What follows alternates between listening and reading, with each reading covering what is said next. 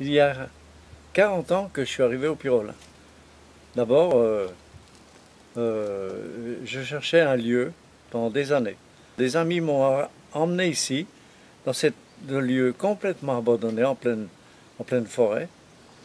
Ça n'avait pas été habité depuis la guerre de 40. Et donc, c'était les toits étaient, les maisons démolies. C'était absolument sauvage. 4000 hectares de forêt autour.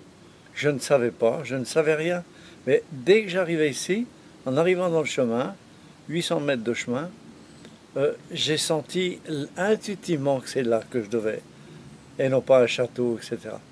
Donc c'est là. Et naturellement, c'était le désordre, tout abandonné. Mais mon intuition christique devenait de plus en plus forte. Et j'ai senti que c'était là que je devais venir. Et je me suis mis au travail, tout était démoli, avec vraiment un cœur vaillant. Donc voilà, c'était une zone inondable, les bâtiments, dès qu'il pleuvait le chemin, c'est une rivière. J'ai tout déporté, j'ai construit en fait cette rivière sur la gauche, et qui n'existait pas, 3 mètres d'eau, elle s'en va dans la forêt. Et après, par les archives, des amis qui travaillent aux archives de Clermont-Ferrand m'ont dit « Oh là, c'est historique ».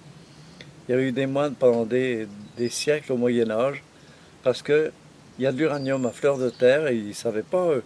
Ils ont senti que c'était un lieu. Et en effet, les archives ont communiqué. Ça s'appelle le prieuré de Grosbois, prieuré de Grosbois, la voie des moines, le chemin de Compostelle qui longe ici à côté. À l'époque, enfin, il y avait des statues, des croix dans la forêt, tout le long du chemin.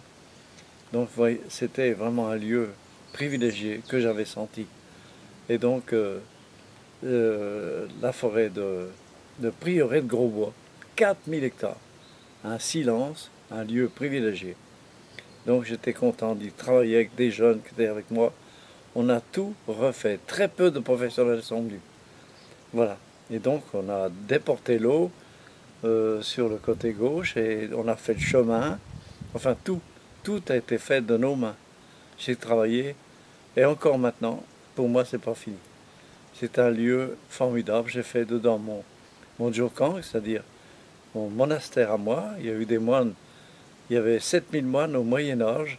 Ils n'avaient rien, ils étaient dans l'austérité, la prière, la méditation. C'est incroyable. Et j'étais content de moi d'avoir eu ces intuitions, que ce lieu est chargé